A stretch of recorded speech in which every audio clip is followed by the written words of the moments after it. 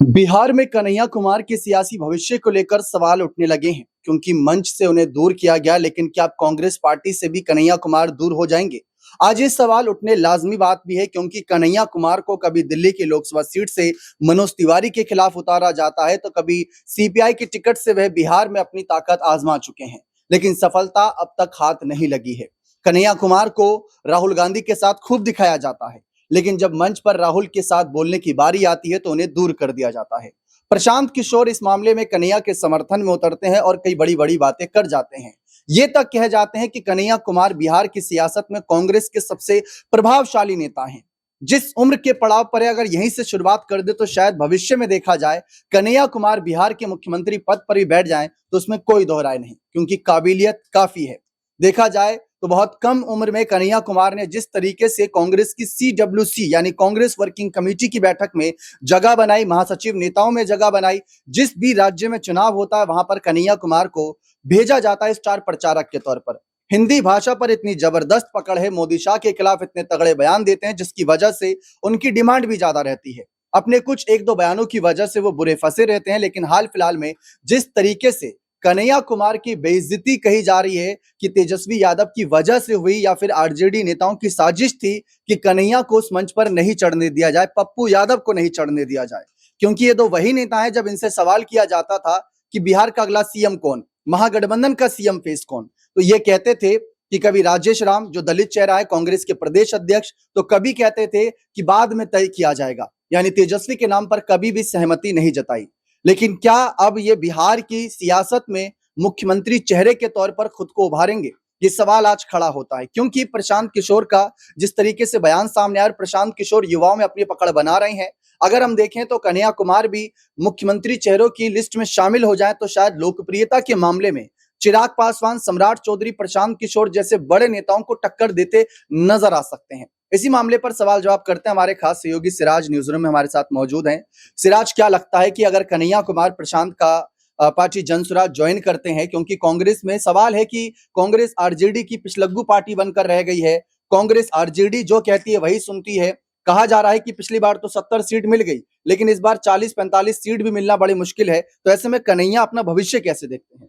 देखिए दीपक जी, जाहिर सी बात है कि जिस तरीके से कन्हैया कुमार को उस गाड़ी पर नहीं चढ़ने दिया गया, उसके बाद से ही लगातार विवाद बढ़ता हुआ नजर आ रहा है। और प्रशांत किशोर ने कहीं ना कहीं मौके पर चौका मारने का काम किया है। जिस मीडिया चैनल में लगातार चल रहा है कि भाई पप्पू यादव और कन्हैया कुमार का कहीं ना कहीं कांग्रेस में अपमान हो रहा है और कांग्रेस बिहार में आरजेडी लालू यादव के इशारे पर काम कर रही है, तो प्रशांत किशोर ने जिस तरीके से कहा है वो कोई कह सकते हैं अलग बात नहीं कही है। जाहिर सी बात है कि कन्हैया कुमार एक प्रभावशाली नेता हैं और भले ही आज वो राजनीतिक रूप से कह सकते हैं कि सक्रिय उतने नजर नहीं आते, लेकिन वो इतने ज्यादा प्रभावी हैं कि उन्हें लोकसभा चुनाव के दौरान भी टिकट दिया गया था और लोकसभा चुनाव उन्होंने लड़ा। लेकिन बिहार की बात करें तो बिहार विधानसभा चुनाव नजदीक है और प्रशांत किशोर की पार्टी में नए चेहरों की जरूरत है। अभी हाल ही में देखा कि जो यूट्यूबर मनीष कश्यप हैं वो बीजेपी को छोड़कर प्रशांत किशोर की पार्टी में शामिल हो गए। पवन सिंह को लेकर खबरें सामने आ रही है कि वो भी पार्टी में शामिल हो सकते हैं। तो जाहिर सी बात है कि प्रशांत किशोर कहीं ना कहीं कन्हैया पर नजर बनाए हुए हैं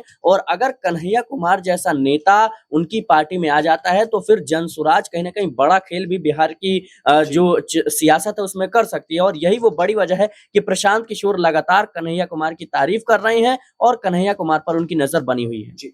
अब प्रशांत किशोर ने कन्हैया कुमार की तारीफ में क्या कुछ शब्द कहे, आप देखिए उनका पूरा बयान। मामला है, जहां तक कन्हैया कुमार जी का सवाल है, मैं ऐसा समझता हूं कि वो बिहार में कांग्रेस के सबसे प्रभावशाली नेताओं में है, वो चाहे कांग्रेस में हो। लेकिन मुझे कहने में कोई गुरेज नहीं है कि कांग्रेस में जितने नेता बिहार में हैं उसमें अगर किसी में प्रतिभा है तो कन्हैया कुमार उन चंद नेताओं में है जिसमें प्रतिभा है, कुछ कर सकते हैं।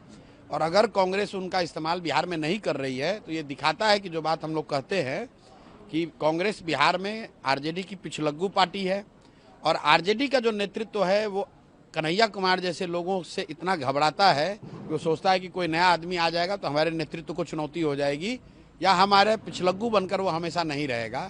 इसलिए आरजेडी वाले नहीं चाहेंगे कभी कि कन्हैया कुमार जैसे लीडर कांग्रेस में या उस तरह के और भी जो काबिल लड़के हैं वो कांग्रेस में कभी सक्रिय हों। भाई, जब गाड़ी पर आप प्रोग्राम कर रहे हैं, जो वीडियो हम लोगों ने देखा है उसमें तो बीसीओ लीडर खड़े हैं, उसमें कन्हैया कुमार भी हो सकते थे। तो सीधा दिखाता है कि आरजेडी का नेतृत्व, उन्होंने ये कहा होगा कि भाई कन्हैया कुमार इस पर नहीं रहने चाहिए, इसीलिए कांग्रेस वाले अपने नेता को, जो सीडब्ल्यूसी में आमंत्रित सदस्य हैं कन्हैया कुमार, यात्रा निकाल रहे थे बिहार। भाई सीडब्ल्यूसी में आमंत्रित सदस्य हैं, सीडब्ल्यूसी के मेंबर को आप नहीं चढ़ने दे रहे हैं। तो ये कांग्रेस की स्थिति को बताता है और इस बात को कहीं ना कहीं प्रमाणित करता है जो हम लोग कहते हैं कि कम से कम बिहार के नज़रिए से कांग्रेस का कोई वजूद नहीं है, कांग्रेस का कोई अस्तित्व नहीं है। ये बिहार में आरजेडी का पिछलग्गू पार्टी है, जो लालू जी या राजद का नेतृत्व तय करता है, कांग्रेस वाले बिहार में वही। देखा आप सभी ने किस तरीके से प्रशांत किशोर ने कन्हैया कुमार की खुलकर तारीफ करी, कांग्रेस के सबसे प्रभावशाली नेताओं में से एक बताया। राहुल सर हमारे साथ, हमारे खास सहयोगी मौजूद हैं।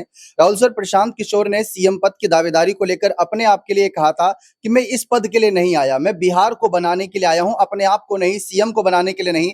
तो जन सुराज को एक सीएम चेहरे की भी तलाश है, क्या कन्हैया के रूप में पूरी हो सकती है?